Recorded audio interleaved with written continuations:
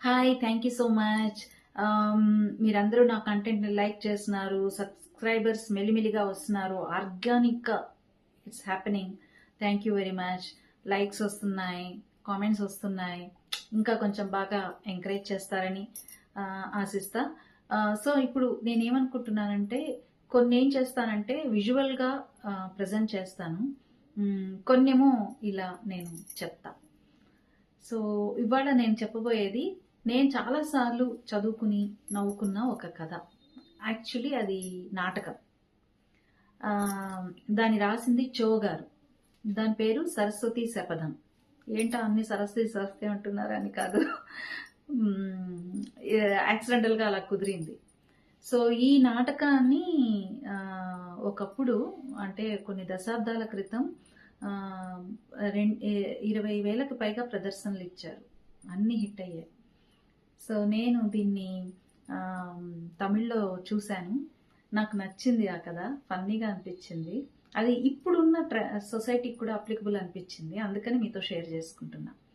So కథ ఏంటంటే, basically first మనకి ఓపెనింగ్లోని ఒక రైటర్ వస్తాడు. ఆ రైటర్ క్యారెక్టర్ చో గారు వేశారనమాట. అంటే అసలు చూడగానే మేధావిలాగా అటు ఇటు ఇలా చూస్తూ, ఎక్కువగా మాట్లాడుతూ, సడన్గా ఎక్కువగా మాట్లాడటం, సడన్గా సైలెంట్గా ఉండడం, ఏమైనా పక్క వాళ్ళు అడిగితే ఆలోచిస్తున్నాను అని అనడం, ఇలాంటి ఒక క్యారెక్టర్. అతను వచ్చి ఒక ప్రొడ్యూసర్కి కథ చెప్తాడు.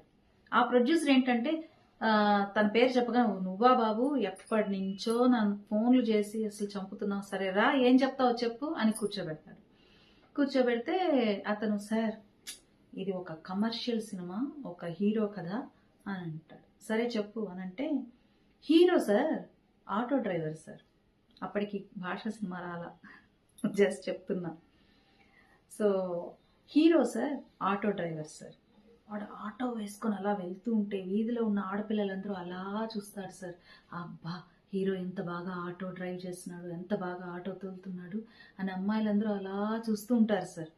అంత బాగా డ్రైవ్ చేస్తాడు సార్, ఆటో తోలుతాడు సార్. వాడు ఒక చోటుకి వచ్చి ఆపాడు అనుకోండి సార్ ఆటో. అందరిలాగా అందరు ఎలా దిగుతారు, దిగడమే ఉందయ్యా, ఆటో ఆపితే ఇలా దిగుతాం అంతే కదా అని అంటాడు ఆ ప్రొడ్యూసర్. కాదండి, మన హీరో స్పెషల్ హీరో. వాడు ఎవడనుకున్నారు, వాడు మాస్ హీరో. కాబట్టి వాడు ఎలా దిగుతాడంటే, ఆటోలోంచి ఆటో మీదకెక్కి ఆటో పైనుంచి కిందకి దిగుతాడు. సో వాడు ఆటో దిగే విధానం అది అని అంటాడు. అంటే మనకి వెంటనే ఆటో వచ్చి ఆగుతుంది, ఆటోలోంచి ఆ విజువల్ చూపిస్తారు డ్రామాలో కూడా. ఆటో వచ్చి ఆగుతుంది, ఆటోలోంచి హీరో ఆటో టాప్ మీదకి గబగబా ఎక్కుతాడు, ఎక్కి దాని మించి కిందకి దిగుతాడు. అంత అడ్వెంచరస్ ఆటో డ్రైవర్ సార్ వాడు అని అంటాడు. ఓకే, తర్వాత అతను ఒక అతను పేదవాడు. అతనికి చాలా బాధ్యతలు ఉంటాయి సార్. అతని ఆటో మీద వచ్చే డబ్బుతో కుంటి చెల్లెల్ని, గుడ్డి తమ్ముడిని, మంచం మీద ఉన్న అమ్మని, తాగుబోతు తండ్రిని, మొగుడు చనిపోయిన విధవరాలైనటువంటి అక్కని, అత్తయ్య చనిపోయినటువంటి మేనమావని, తర్వాత బాబాయ్ చనిపోయినటువంటి పిన్నిని, ఇలాగా కనీసం ఒక 50-60 మంది పేర్లు చెప్తాడు. వీళ్ళందరినీ అతనే పోషిస్తున్నాడు సార్. ఏంటి ఇంతమందిని? అవును సార్. ఆటో తోలితే వచ్చే డబ్బులతో? అవును సార్. ఎలా సరిపోతుందయ్యా? సరిపెడుతున్నాడు సార్, అదే సార్ హీరోయిజం అంటే అని అంటాడు. ఓకే, ఇప్పుడు ఆ హీరో బాగా డబ్బున్న అమ్మాయితో ప్రేమలో పడతాడు. ఆ అమ్మాయి వాళ్ళ ఇంట్లో ఒక విచిత్రమైన వాతావరణం ఉంటుంది. ఆ అమ్మాయి దేవుణ్ణి నమ్మదు, ఇవన్నీ చెప్పి వాళ్ళ నాన్న అర్ధరాత్రి 12 కొట్టగానే వీల్ చైర్లో కూర్చొని, ఆ వీల్ చైర్ని, వాళ్ళ నాన్న కూడా కుంటివాడే బేసికల్లీ. సో సినిమాలో, కథలో హీరో అండ్ హీరోయిన్ తప్ప చుట్టూ ఉన్న వాళ్ళందరూ హ్యాండిక్యాప్డ్ ఆర్ బ్యాడ్ హ్యాబిట్స్ ఉన్నవాళ్ళు, లేదా విధి ఆడిన వింత నాటకంలో బలైన వాళ్ళు, ఇలాంటి క్యారెక్టర్సే అన్నమాట. సో వాడేమో, హీరోయిన్ వాళ్ళ నాన్న వీల్ చైర్ ఇలా నడిపించుకుంటూ 12 గంటలకల్లా గోడ గడియారం దగ్గరికి వస్తాడు. గోడ గడియారం వైపు అలా చూస్తుంటే గోడ టంగ్ టంగ్ టంగ్ అని 12 గంటలు కొడుతుంది. కొట్టగానే డ్రాలోంచి ఒక పలక తీస్తాడు. ఆ పక్కనే ఒక బల్పం ఉంటుంది. ఆ బల్పంతో పలక మీద ఏదో రాసి మళ్ళీ గడియారం వైపు చూసి మళ్ళీ దాన్ని డ్రాలో పెట్టి మూసేస్తాడు. ఎందుకు చేస్తాడయ్యా అలాగా? అదే సార్ సస్పెన్స్ కథలో అంటాడు. ఇలా వాడు ఒక ఆ రైటర్ ఒక గంట సేపు కథ చెప్పిన తర్వాత ఈలోపు ఆ గంట కథలో ఏమవుతుందంటే అరాచకాలు, ఎవరెవరో వచ్చి హీరోని కొట్టేస్తారు.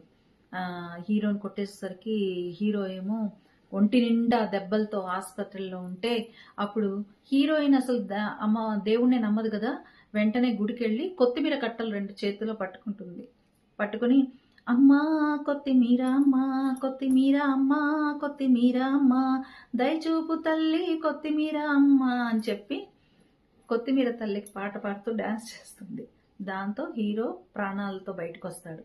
బయటికి రాగానే అప్పుడు హీరోయిన్ వాళ్ళ నాన్న అది చూసి మీరిద్దరూ అమర ప్రేమికులు అని చెప్పి వాళ్ళిద్దరికి పెళ్లి చేస్తాడు. పెళ్లి చేసిన తర్వాత ఫస్ట్ నైట్ వాళ్ళ రూమ్లోకి వెళ్ళిన తర్వాత మళ్ళీ హీరోయిన్ వాళ్ళ నాన్న అర్ధరాత్రి 12 కొట్టగానే మళ్ళీ వీల్ చైర్ మీద వచ్చి గడియారం వైపు గోడ గడియారం చూసి మళ్ళీ పలకంతో ఏదో రాస్తాడు.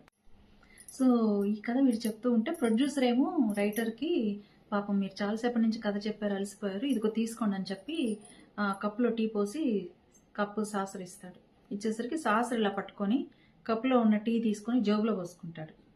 జోబులో పోసుకొని ఇచ్చేస్తాడు ఖాళీ కప్పు. అదేంటి అనేసరికి తర్వాత తాగుతాను అంటాడు.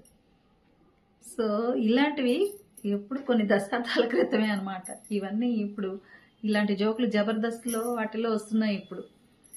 సో ఈలోపు ఇంటి ముందు మెంటల్ హాస్పిటల్ వ్యాన్ ఆగుతుంది. అందులోంచి గబగబా అందరూ దిగుతారు. ఏంటి అంటే వీడిని చూడగా నువ్వు ఇక్కడున్నావా, నీకోసం ఎక్కడ వెతుక్కోవాలి, అయ్యో ఆగండి ఇప్పుడే కథ చెప్పాను, నాకు నచ్చింది, ఆడ అడ్వాన్స్ ఇస్తాడు అంటే ఎవరు సార్ వీడు అని అంటే పిచ్చోడు సార్, రైటర్ అవ్వాలని రైటర్ అవ్వక అలా పిచ్చోడైపోయి ఇలా అప్పుడప్పుడు తప్పించుకొని వచ్చి అందరికీ కథలు చెప్తుంటాడు సార్, వీడికి ఇదే పని అయిపోయింది అని చెప్పి తీసుకొని వెళ్ళిపోతాడు.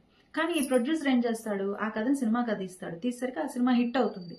హిట్ అయ్యేసరికి వాడిని రాజమర్యాదలతో వాడిని బయటికి తీసుకొచ్చి నువ్వు రైటర్ వా బాబు, నువ్వు మేధావి అని చెప్పి వాడి చేత ఇంకా సినిమాలు రాయిస్తూ ఉంటే ఓవర్ టైం వాడేంటంటే ఆ రచయిత పెద్ద స్టార్ రైటర్ అయిపోతాడు. స్టార్ రైటర్ అయిపోయి అసలు ఎక్కడ చూసినా వాడు రాసిన కథలే. ఆ రచయిత రాసిన కథల్లో అంతా ఏంటంటే ఇదిగో ఇలాగే హీరో హీరోయిన్ ఉంటారు, హీరో హీరోయిన్ తప్ప మిగతా వాళ్ళందరూ దిక్కు దిమానం లేకుండా దిక్కుమాల బతుకుతూ ఉంటారు. యాక్సిడెంట్ అవ్వడము, చనిపోవడము, ఎవడో వచ్చి చంపేయడము, ఇలాంటివన్నీ కలామిటీస్ జరుగుతూ ఉంటే హీరో వాళ్ళని కాపాడుతూ ఉంటాడు. లాస్ట్కి వాళ్ళు ఎవరిని హీరో ఉండి కూడా కాపాడడానికి ట్రై చేసి కూడా వాళ్ళందరూ చచ్చిపోతే కథలో లాస్ట్కి ఈ 2 క్యారెక్టర్సే మిగులుతాయి, హీరోయిన్. సో ఈ రకమైనటువంటి కథలు అసలు రక్తపాతం అనమాట మొత్తం, పైగా ఇల్లాజికల్ రక్తపాతం. చూసి బ్రహ్మలోకంలో ఉన్నటువంటి సరస్వతీదేవికి ఒళ్ళు మండిపోతుంది. వీడేంటండి ఈ కథలు రాస్తున్నాను ఇలా చంపుతున్నాడు, అసలు ప్రతి ఒక్కరు చంపేస్తాడేంటి, అసలు వీడికి ఎలాగైనా బుద్ధి రావాలి, నేను అసలు నాకు తల వంపులుగా ఉంది, ఇలాంటోడు నా పేరు చెప్తూ ఉంటే సరస్వతి పుత్రుడు అంటుంటారు వాడిని కింద ప్రొడ్యూసర్లు వాళ్ళు వీళ్ళు, వీడికి బుద్ధి రావాలి అని చెప్పి సరస్వతీదేవి ఒక శాపం ఇస్తుంది.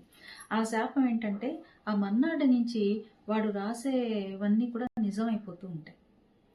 సో ఎలా అంటే సారీ అది కాదు శాపం, అది నేను రాసుకున్న కథలో. యాక్చువల్లీ ఈ కథ చదివి ఈ కథ మీద హక్కులు తీసుకొని నేను ఒకటి చేయాలి అని చెప్పి వేరే ఒకటి రాశా. సో ఈ కథలో ఉన్నది ఏంటంటే బేసికల్లీ మన్నాటి నుంచి శాపం ఇస్తుంది సరస్వతీదేవి. మన్నాటి నుంచి ఏమవుతుందంటే అంతకుముందు రాసిన కథల్లో చనిపోయిన క్యారెక్టర్స్ ఉంటాయి కదా, హీరో ఫ్యామిలీలో పిన్నమ్మను పనోడను ఇలాగా ఒక 12-13 క్యారెక్టర్లు అన్నీ వచ్చి కోర్టులో రైటర్ మీద కేసేస్తాయి. ఏమనంటే వీడే మమ్మల్ని చంపేశాడు, వీడి వల్లే మేము చనిపోయాము, లేకపోతే మేము హాయిగా బతికేవాళ్ళం. ఫర్ ఎగ్జాంపుల్ మీకు ఇంకా అర్థం అవ్వాలంటే ఇప్పుడు హీరోయిన్ ఫాదర్ ఉన్నాడు, వాడేంటి నన్ను ఎప్పుడు వీల్ చైర్లోనే కూర్చోబెట్టాడు కదవా, నేను లేచి పరిగెట్టాలని ప్రయత్నం చేసిన ప్రతిసారి నన్ను వీల్ చైర్కి అంకితం చేశాడు, పైగా అర్థం లేని లాజిక్లు పెట్టాడు, నేను గోడ గడియారు నేనెందుకు చూడాలి, ఏమన్నా పిచ్చివాడినా వెర్రివాడినా, ఆ గోడ గడియారని చూసి పలక మీద నేను అంకెలేయడం ఏమిటి, మళ్ళీ ఆ పలక లోపల పెట్టేయడం ఏంటి, పోనీ కూతురికి పెళ్లి చేసిన తర్వాత అయినా ఆ పిచ్చి నాకు పోతుందంటే అప్పుడు కూడా నాకు ఆ పిచ్చే పెట్టాడు, నేను ట్రై చేస్తే రెండో కథలో దాని సీక్వెల్గా రెండో కథ చేశాడు, అందులో నన్ను అన్యాయంగా చంపేశాడు, ఎవరైనా సరే నన్ను బతికించాలిగా నన్ను చంపేయడం ఏంటి అని చెప్పి అదే క్యారెక్టర్ వచ్చి కోర్టులో కేసేస్తుంది. ఇలా ఎక్కడ ఇంకో అమ్మాయి ఉంటుంది ఫర్ ఎగ్జాంపుల్, ఆ అమ్మాయి ఏంటి నేను నా పాటికి నేను హాయిగా ఉంటే నాకు శాడిస్ట్ మొగుడిని ఇచ్చి కట్టబెట్టాడు. ఆ శాడిస్ట్ మొగుడి చేత నన్ను చంపించాడు. నేను కదా శాడిస్ట్ మొగుడిని చంపాలి నిజంగా రూల్ ప్రకారం. కానీ వాడి చేతే నన్ను చంపించాడు వెధవ అని చెప్పి వాడికేమో చక్కగా మళ్ళీ రెండో పెళ్లి చేశాడు. వాడేం రైటర్ అసలు, నేను ఒప్పుకోను, అందుకని వాడి మీద కేసు వేస్తున్నానని. ఇలాగా వాడి కథలో ఉన్న క్యారెక్టర్లు అందరూ బతికొచ్చి వాడి మీద కేసు వేస్తాయి. కేసు వేసేసరికి పోలీసులకు ఏం చేయాలో అర్థం కాదు. వీడు అసలు జరిగిన కథలు రాస్తున్నాడా లేదా కథలు జరుగుతున్నాయా అన్న కన్ఫ్యూజన్ వచ్చేస్తుంది. ఏదేమైనా సరే వాళ్ళైతే కోర్టు ఏమంటుంది, వీళ్ళు సజీవంగా వచ్చి మన మీద కేసు పెట్టారు కదా వాడి మీద, అప్పుడు మనం తీసుకోవాల్సిన యాక్షన్ ఏంటి, వాడిని అరెస్ట్ చేయండి ముందని అంటుంది.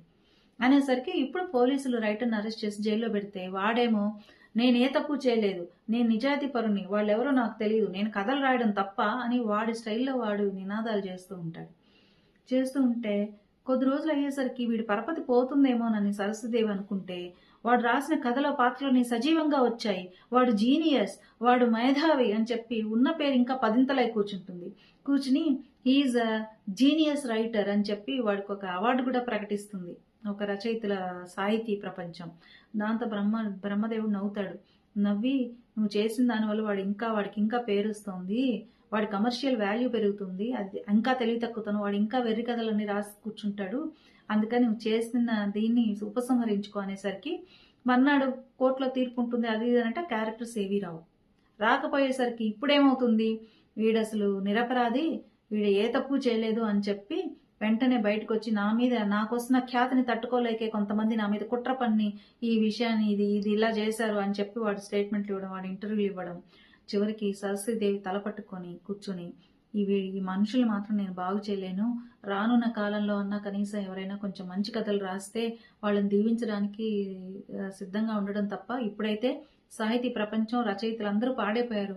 వాళ్ళ చేతికి వచ్చింది వాళ్ళ నోటికి వచ్చింది రాస్తున్నారు, ఎవరు కూడా నా గురించి ఆలోచించట్లేదు, నా మనసు ఎంత బాధపడుతుందని ఆలోచించట్లేదు అని బాధపడుతుంది సరస్వతి.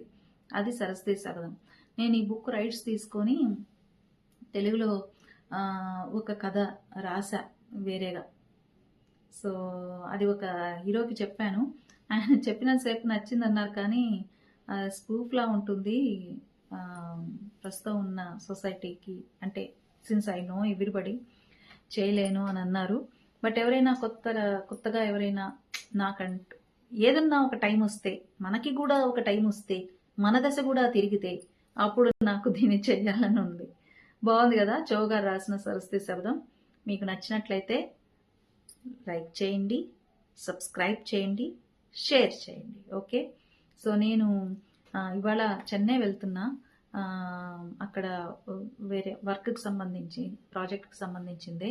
అక్కడ కనిమరా లైబ్రరీకి వెళ్తా, బీచ్కి వెళ్తా, పుస్తకాలు చదవాలి, పనులున్నాయి, మా అమ్మని కూడా చూడాలి. వీటన్నిటి మధ్య వీడియో ఏదైనా కొంచెం లేట్ అవ్వచ్చు, కానీ ఏదైనా కొత్త వీడియో వస్తే దయచేసి అందరూ చూడండి.